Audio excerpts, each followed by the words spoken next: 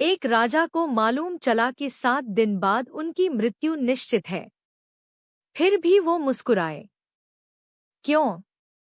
क्योंकि उन्हें मिल गया था 12 खंडों का वह ज्ञान जो मृत्यु को भी जीवन का द्वार बना देता है।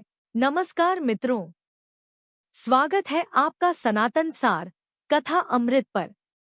मैं हूं आपका मित्र और आज हम सुनेंगे श्रीमद् भागवत महापुराण के 12 स्कंधों का अद्भुत सार। कथा की शुरुआत होती है कुरुक्षेत्र युद्ध के बाद से। अर्जुन के पौत्र महाराज परीक्षित हस्तिनापुर के सिंहासन पर बैठे थे। वे धर्मपरायण राजा थे, लेकिन एक दिन एक श्रृंगी ऋषि के शाप के कारण उन्हें ज्ञात हुआ कि 7 दिन के बाद उनकी मृत्यु निश्चित है।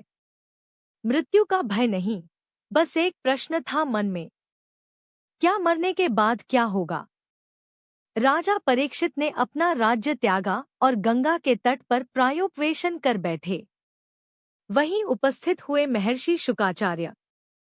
परीक्षित ने हाथ जोड़कर वही प्रश्न किया जो हर मनुष्य के मन में छिपा होता है।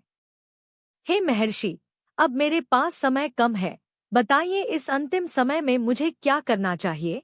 इसी प्रश्न के उत्तर में शुकाचार्य ने वह अमृत वाणी कही जिसे हम श्रीमद्भागवत महापुराण कहते हैं। यह ग्रंथ 12 स्कंधों में विभाजित है, जैसे 12 ज्योतिर्लिंग या 12 मास। प्रथम स्कंध में सूत जी नैमिषारण्य में ऋषियों को यह कथा सुनाते हैं। यही वेदों का सार और भक्ति का महत्व बताया गया है।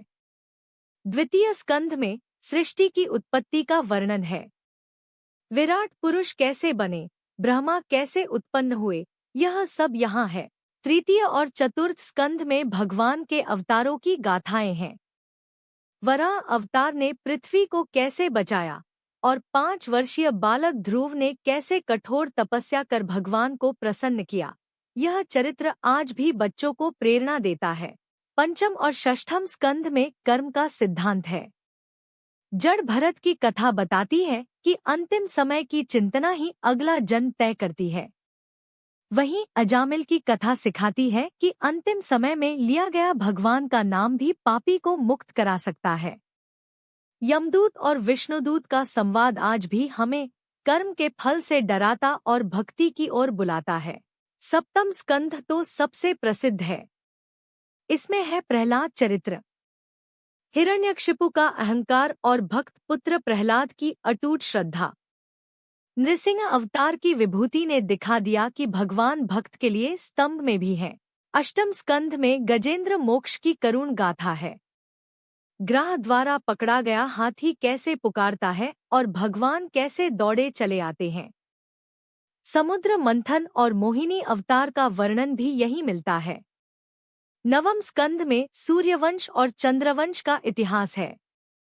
रामायण का संक्षिप्त सार और कृष्ण के पूर्वजों की वंशावली यहाँ सुरक्षित है। और फिर आता है दशम स्कंध। यह इस पूरे ग्रंथ का हृदय है। लगभग 1/4 भाग केवल श्री कृष्ण की लीलाओं को समर्पित है। जन्म से लेकर मथुरा गमन तक, मक्खन चोरी से लेकर रास लीला तक, कंस वध से लेकर वैकुंठ गमन तक, कृष्ण की बंसी की धुन यहाँ शब्दों में गूंजती है। एकादश स्कंध में कृष्ण का अंतिम उपदेश है।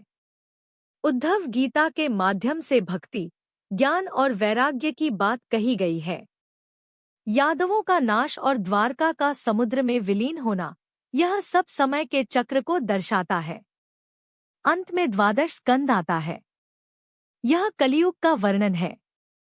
धर्म की हानि कैसे होगी, लोग कैसे बदलेंगे, इसकी भविष्यवाणी यहाँ है।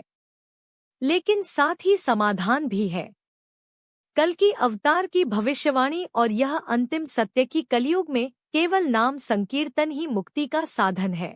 मित्रों, भागवत केवल कथाओं का संग्रह नहीं है। यह मानव जीवन का पूर्ण दर्शन है। व्यास जी को तब तक तृप्ति नहीं मिली जब तक उन्होंने भगवान की लीलाओं का वर्णन नहीं किया। नारद मुनि ने कहा था, कलियुग में ध्यान न, यज्ञ न, केवल कीर्तनैव कृष्णस्य। अजामिल जैसे पापी को नाम लेने से मोक्ष मिला, तो हम क्यों नहीं पा सकते? अहंकार का नाश ही हमारा कल्याण है। हिरण्यकशिपु हो या कंस, सभी का अहंकार ही उनके पतन का कारण बना। आज की इस भागदौड़ भरी जिंदगी में जब मन शांत नहीं होता, तो श्रीमद्भागवत का एक श्लोक भी आपको वह शक्ति दे सकता है जो आपको हर संकट से पार ले जाए। भक्ति सर्वोपरि है। शुद्ध मन से नारायण का नाम ही सबसे बड़ा सहारा है। आशा है आपको यह कथा प्रिय लगी होगी। यदि आपने अभी तक हमारे चैनल सनातन सार कथा अमृत को सब्सक्राइब नहीं किया है, तो अभी कर लें। ऐसी ही पावन कथाओं के लिए हमारे साथ जुड़े रहें। कमेंट में जय श्री कृष्ण अवश्य लिखें। मिलेंगे अगली कथा में, तब तक के लिए प्रणाम। ओम तत्सत।